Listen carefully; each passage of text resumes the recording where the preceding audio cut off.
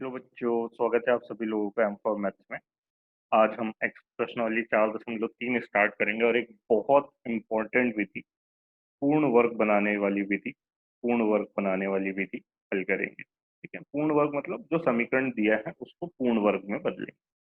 तो क्वेश्चन क्या है, निम्नलिखित द्विघात, देखो द्विघात गलत लिखा है यहाँ पर, द्विघात समीकरणों के मूलों का अस्तित्व हो तो इन्हें पूर्ण वर्ग बनाने की विधि द्वारा ज्ञात कीजिए। और इसका पहला सवाल क्या है बेटा? पहला सवाल है 2x² -7x + 3 = 0। ठीक है, अब मूलों का अस्तित्व है कि नहीं है वो अपन बाद में चेक करेंगे। पहले पूर्ण वर्ग बनाने वाली विधि समझ लेते हैं, मूलों के अस्तित्व से बाद में समझेंगे। अभी तो समझ लो कि अस्तित्व है। ठीक है, अभी समझ लो कि अस्तित्व है और क्वेश्चन को सॉल्व करो। पूर्ण वर्ग बनाने की विधि मतलब क्या है बेटा? पूर्ण वर्ग मतलब क्या कि जो अपना लेफ्ट हैंड साइड है, जो उल्टा वाला क्वेश्चन का पोर्शन है, उसको पूर्ण वर्ग में बदलना है। कैसा पूर्ण वर्ग? या तो a धन b के वर्ग में बदल दो या a ऋण b के वर्ग में बदल दो। ठीक है, जो उल्टा वाला भाग है उसको अपने को इन दोनों में से किसी भी एक में कन्वर्ट कर देना है। मतलब ऐसे दो नंबर सोचना है जिनको गुणा करने पे ये आया हो, है ना? ऐसे दो नंबर सोचने हैं, सेम एक जैसे दो नंबर। तो देखो, ऐसा है कि तुमने क्या पढ़ा, कैसे पढ़ा, ये विधि मुझे नहीं पता, लेकिन मैं बहुत एकदम एक बहुत सिंपल सा तरीका बता देता हूँ तुमको। 4 स्टेप्स फॉलो करेंगे अपन, सेम हर क्वेश्चन में। क्वेश्चन चाहे कैसा भी दिया रहे, अपन क्या करेंगे, यही 4 स्टेप्स को फॉलो करेंगे। क्या है वो 4 स्टेप? सबसे पहले स्टेप नंबर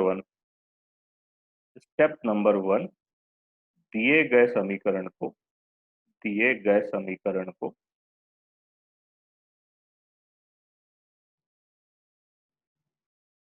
x² के गुणांक से भाग देने पर, गुणांक से भाग देने पर दे दो भाई। जो दिया गया समीकरण है उसको लिख दिया पूरा जैसा का वैसा।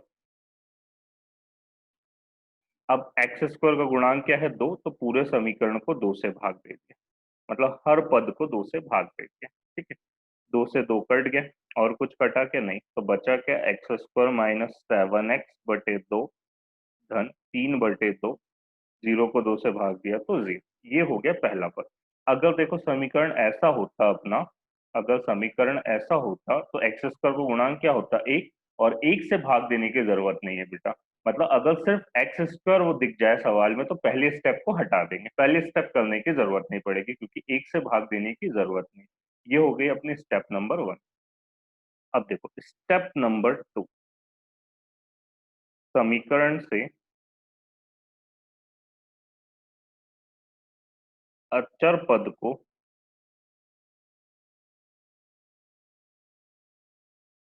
पक्षांतरित करते रहे। कैसे लिखते? पक्षांतरित ऐसे ही लिखते होंगे। अचर पद को पक्षांतरित कर दो। देखो ये भी चर है, ये भी चर है, ये अचर है, इसके पास देखो x नहीं, मतलब ऐसा पद जिसके पास x नहीं उसको उठा के सीधे हाथ पे ले आओ ना। तो x² - 7x/2 प्लस का 3/2 इधर आया तो माइनस का 3/2, प्लस का 3/2 इधर आया तो क्या हो गया बेटा? माइनस का 3/2 बन गया ये। ठीक है, ये बात सबके समझ में आ गई, स्टेप नंबर 2 भी सबके समझ में आ गई। अब देखो स्टेप नंबर 3, एक्स वाले पद को, नॉट x², एक्स वाले पद को 2/2 से गुणा करने पर, 2/2 से गुणा करने पर, गुणा करने पर। अब देखो ये x² वाला पद है बेटा, इसको नहीं, जो x वाला पद है ये 7x/2, ये है x वाला पद। तो इसको क्या कर दिया अपन ने? 2/2 से गुणा कर दिया। कोई फर्क नहीं पड़ा बेटा, अभी सवाल पे 2 से 2 कैंसिल हो जाएगा। लेकिन कैंसिल करना रहता तो गुणा क्यों करते? यहाँ पे अपने को यूज करना है। क्या यूज करना है? देखो ये जो ऊपर 2 से गुणा किया और साथ में सवाल का जो x है, उन दोनों को साथ में लिखना है। कैसे साथ में लिखना है बेटा? x² जैसा कैसा, माइनस का साइन जैसा कैसा, जो 2 से अपन ने गुणा किया और जो x था उसको साथ में लिख दिया। देखो और बाकी बच्चे को अलग लिख दिया, अलग मतलब बस जस्ट बाजू में। ये 7 बच गया और नीचे क्या बच गया? 2 दूनी 4। हर बार ऐसे ही करना है, जो ऊपर अपन 2 से गुणा करेंगे वो, और जो अचर पद है उनको साथ में लिख के बाकी बच्चे वाले को अलग लिख देना है। बराबरी सा -3/2। ये वाली स्टेप समझ में आ गई। ये थोड़ा सा कंफ्यूज करते हैं यहाँ पे कि क्या कर दिया, कुछ नहीं किया बेटा, रीअरेंजमेंट किया है, 2x को साथ में लिख दिया, बाकी बचे नंबर को अलग लिख दिया अपन ने यहाँ पे, ठीक। अब देखो स्टेप नंबर 4, लास्ट स्टेप। दिए गए समीकरण के दोनों पक्षों में, समीकरण के दोनों पक्षों में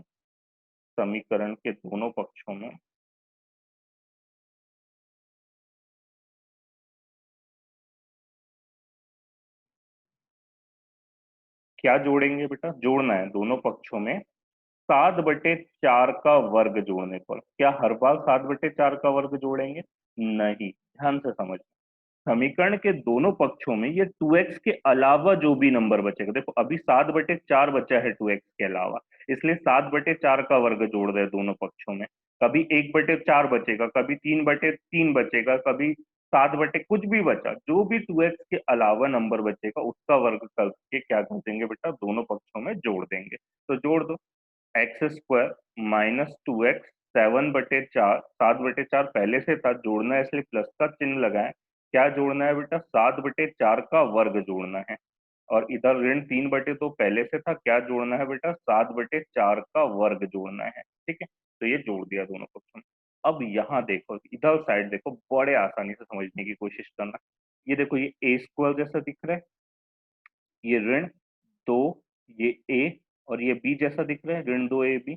और क्या ये b² जैसा दिख रहा है बेटा, देखो ए की जगह पे x है, बी की जगह पे 7/4 है, ए की जगह पे x है, बी की जगह पे 7/4 है।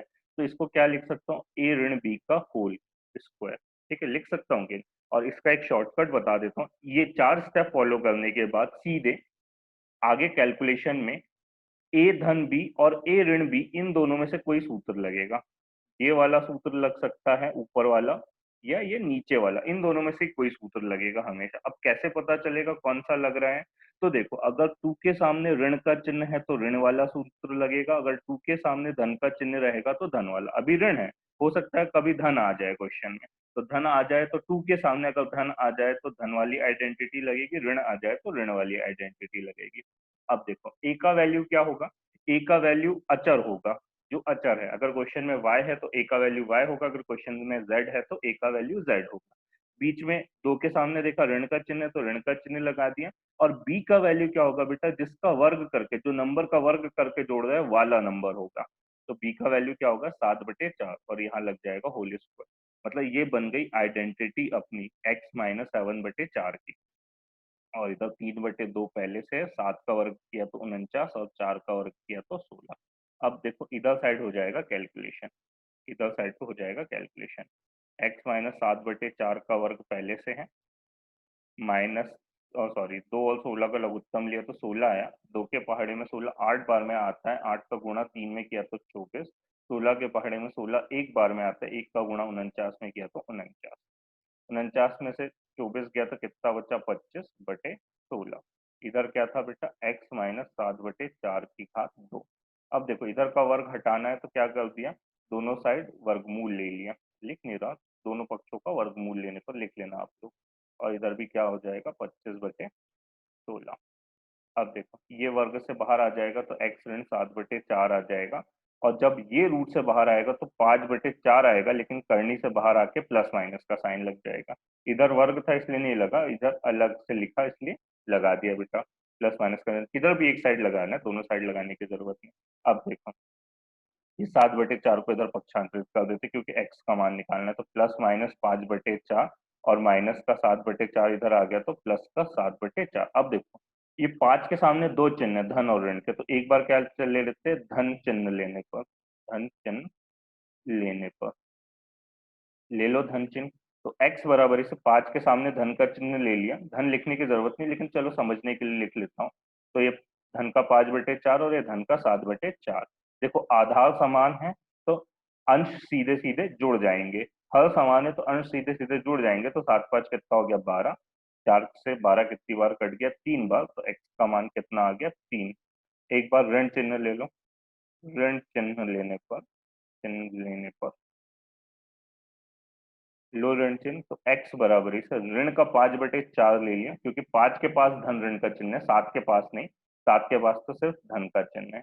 अब देखो फिर से आधार समान है तो अंश सीधे सीधे जुड़ या घट जाएंगे, तो साथ में ऋण का 5 जोड़ा तो कितना आ जाएगा बेटा, 2। तो 2 एकम 2, 2 दूनी 4। देखो एक धन है, एक ऋण है, तो घट जाएंगे, साथ में से 5 गया तो 2 बचा, और 4 से 2 कितनी बार कट गया, 2 से 4 1/2 बार कट गया, तो एक्स का मान कितना आ गया, 1/2 आ गया। तो क्वेश्चन आया समझ में। देखो एक बार फिर से रिवाइज कर लेते हैं, हमेशा ये 4 स्टेप फॉलो करनी है, हमेशा ये 4 स्टेप फॉलो करनी है भाई आप लोगों को। पहली स्टेप क्या है, स्टेप नंबर 1 में दिए गए समीकरण को एक्स स्क्वायर के गुणांक से भाग देंगे। दूसरे स्टेप में जो बिना एक्स वाला पद है, जो बिना एक्स वाला पद है उसको उठा के अपन कहाँ लेके आएंगे, जीरो के पास, मतलब सीधे हाथ पे। स्टेप नंबर 3 में जो एक्स वाला पद है उसको 2/2 से गुणा कर दिया, जो एक्स वाला पद है उसको 2/2 से गुणा कर दिया, और ऊपर का जो 2x है उसको साथ में लिख के बाकी नंबर को अलग लिख दिया, अलग मतलब थोड़ा सा बाजू में लिख दिया। अब 2x के अलावा जो नंबर बचा उसको स्टेप 4 में वर्ग करके दोनों पक्षों में जोड़ देंगे, वर्ग करके दोनों पक्षों में जोड़ देंगे। ये 4 स्टेप क्यों फॉलो कर रहे हैं बेटा अपन, क्योंकि इधर साइड में अपने को वर्ग बनाना है, उल्टे हाथ पे अपने को क्या करना है बेटा, वर्ग बनाना है, इसलिए ये 4 स्टेप फॉलो कर रहे हैं। ठीक है, तो देखो इसका स्क्रीनशॉट ले लो आप लोग। इसी का सेकंड क्वेश्चन भी अपन यही सॉल्व करते हैं, ताकि तुमको डाउट ना रहे कि भाई यही स्टेप दूसरे वाले क्वेश्चन में भी फॉलो करनी है क्या। ठीक है, तो उसके लिए अपन क्या करते हैं, क्वेश्चन नंबर दूसरा सॉल्व करते हैं। तो यहाँ पे मैं क्वेश्चन नंबर 2 लिख देता हूँ यहाँ पे। ठीक है, क्वेश्चन नंबर 2 लिख देता हूँ, स्टेप यही रहने देता हूँ, बस यहाँ का कैलकुलेशन मैं क्लीन कर देता हूँ। आप 2 सेकंड वीडियो को आगे, 1 सेकंड वीडियो पॉज कर देता हूँ। तो देखो बच्चों, ये है सेकंड नंबर का क्वेश्चन, 2x² प्लस x-4 बराबर से 0। स्टेप यही 4 फॉलो करनी है, मैंने बस जो कैलकुलेशन था पिछले क्वेश्चन को उसको मिटा दिया है, और ये है क्वेश्चन। तो देखो फिर से दिए गए समीकरण को x² के गुणांक से भाग देने पर, तो समीकरण क्या है बेटा, पहले वो लिख लिया पूरा का पूरा, और x² को गुणांक क्या है, 2, तो यहाँ पे भी 2 से भाग दे दिए, यहाँ पे भी 2 से, यहाँ पे भी 2 से, और यहाँ पे भी 2 से, ये 2 से 2 कट गया, और ये 2 से 4 2 बार कट गया, बाकी कुछ नहीं कटेगा, बचा क्या, x² प्लस x/2 -2 बराबर से 0, ये बच गया। अब क्या, समीकरण के अचर पद को पक्षांतरित करने पर, ये है अचर पद, इसको पक्षांतरित कर दो, तो x² प्लस x/2, माइनस का 2 इधर आया तो प्लस का 2 हो गया, माइनस का 2 इधर आया तो प्लस का 2 हो गया। अब देखो x वाले पद को 2/2 से गुणा करने पर, तो ये x² वाला पद है बेटा, इसको नहीं गुणा करना है, ये है x वाला पद, x/2 है x वाला पद, इसको 2/2 से गुणा कर दिया। अब देखो इसको जब 2/2 से गुणा किया अपन ने, तो ऊपर के 2x की जोड़ी बना ली, ऊपर के 2x की जोड़ी बना ली और उसको लिख दिया ऐसे। अब देखो ऊपर कुछ नहीं बचा तो 1 बचा, और नीचे क्या बचा, 2 दूनी 4। ऊपर कुछ नहीं बचा तो 1 बचा, देखो क्या आ जाएगा, इन इसको अगर गुणा करेंगे अपन तो क्या आ जाएगा, ऊपर आ जाएगा 2x/4, अभी भी तो वही लिखा है, 2x एकम 2x बटे में 4 ही लिखा है, बस 2x को अलग लिख दिया अपन ने, बस 2x को क्या लिखा, अलग, सबको ऐसे ही लिखना है, कोई दिक्कत नहीं है यहाँ पे, बराबरी से -2।